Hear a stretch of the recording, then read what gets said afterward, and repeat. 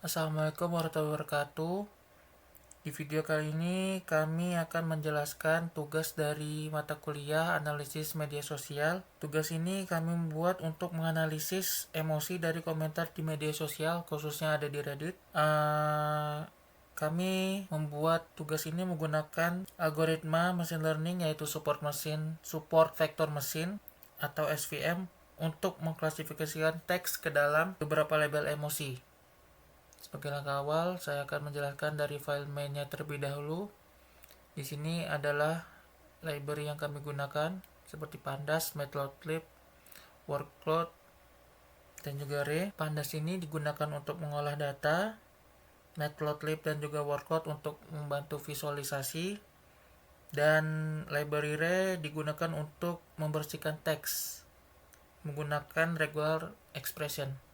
Selanjutnya, kami membaca teks dari dataset kami, yaitu Reddit Comments. Jadi, dataset inilah yang akan sebagai data mentah untuk analisis emosi yang akan dibuat. Selanjutnya, kami membuat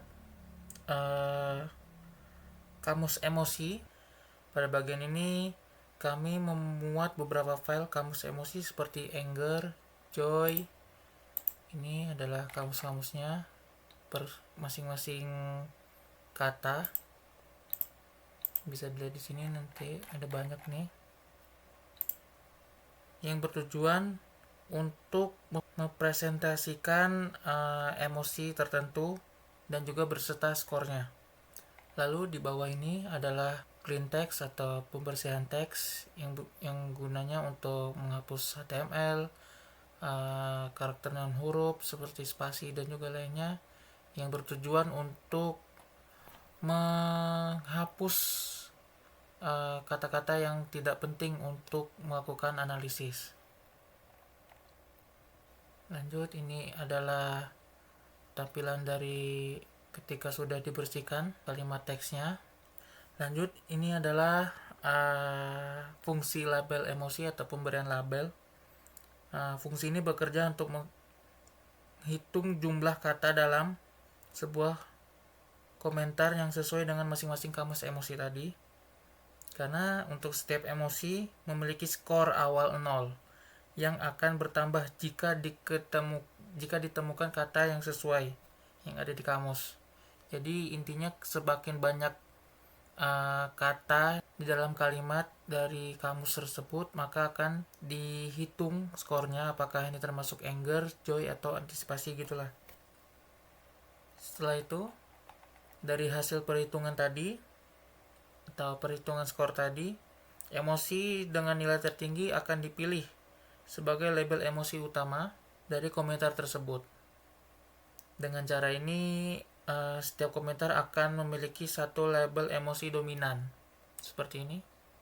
Contohnya ini adalah kalimat awalnya, masih banyak titik komanya, spasi.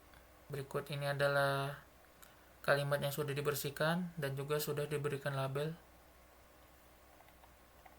Ini adalah seberapa banyak emosi yang kami ambil dari dataset Reddit Comments ini.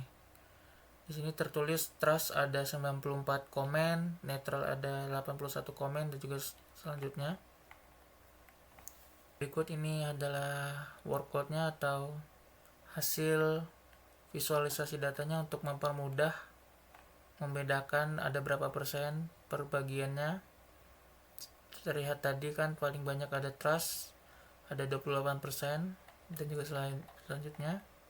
Ini untuk mengenerate workload, gunanya untuk memberikan visualisasi juga per masing-masing kata di bagian emosi, sepertinya anger, discuss, anticipation, joy, dan juga lain. Dengan visualisasi ini dapat dilihat kalau katanya semakin besar, maka itulah kata yang paling dominan sering dipakai di masing-masing emosi. Kemudian hasil prosesan ini kita simpan, jadikan sebagai file Reddit Comments label. Ini hasilnya yang sudah kita clean text tadi dan juga berbagai macam hal. Lanjut ke file analisis emosinya. Sebagai langkah awal, seperti biasa kami mengambil library dulu, yaitu Pandas, NLTK, Matplotlib, Sklearn, dan juga Seaborn. Library ini digunakan untuk analisis data, visualisasi, dan juga serta pembuatan model klasifikasinya. Lanjut, ini adalah kami mendownload resource dari NLTK seperti Stopwords, PanKT juga, yang bertujuan untuk proses tokenisasi dan juga penghapusan kata-kata umum yang tidak memiliki makna emosi. Berikut ini adalah kami memanggil file atau membaca file Reddit comments yang sudah diberikan label dari proses sebelumnya. Kemudian yang kita gunakan adalah kolom clean text dan juga kolom label, yang mana clean text ini sebagai fitur dan juga kolom label ini sebagai targetnya. Selanjutnya ini adalah stopwords. Kami mengambil stopword bahasa Inggris bawaan dari library NLTK.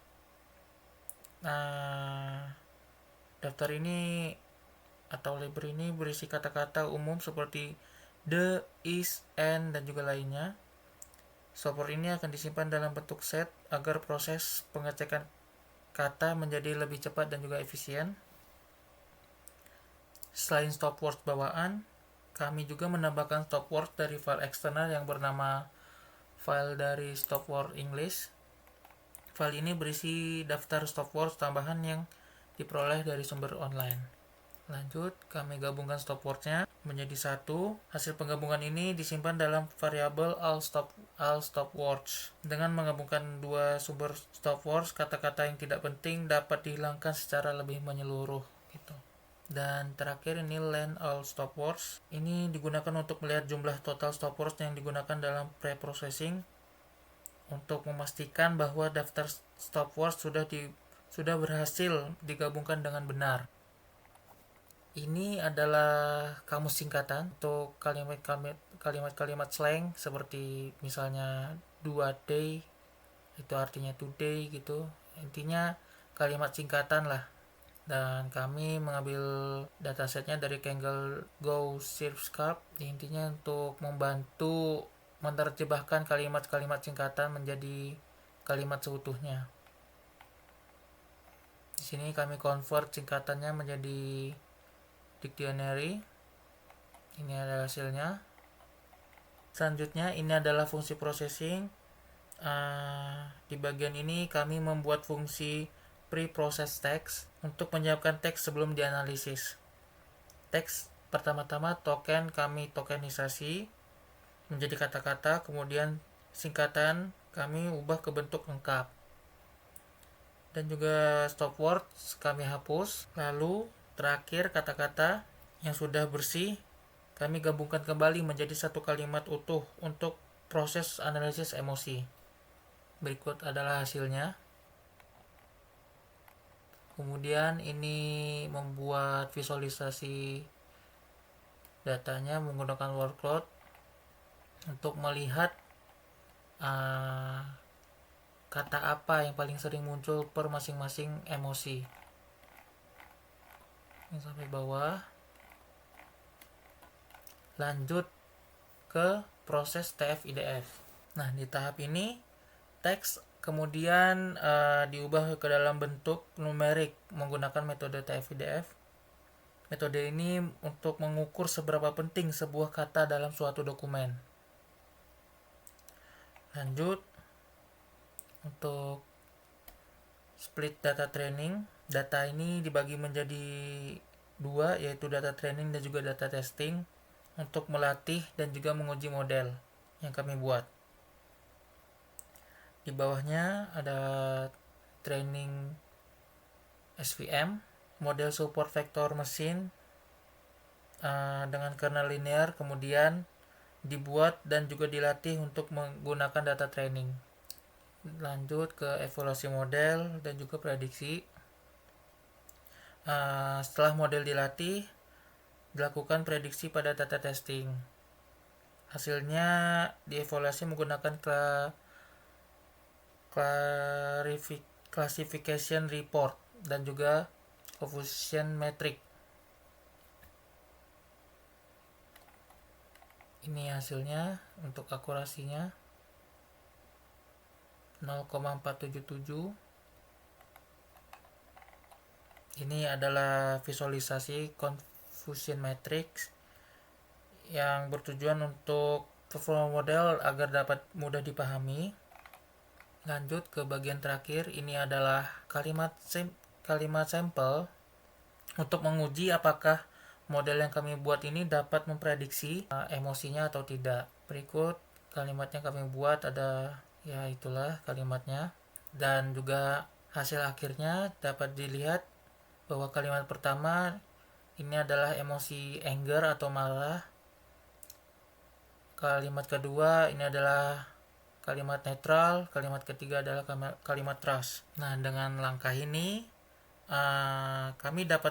kita dapat melihat bahwa model analisis emosi yang kami buat ini tidak hanya bekerja pada data training saja, tetapi juga mampu untuk mengklasifikasikan emosi dari teks baru secara otomatis yang kita buat ini.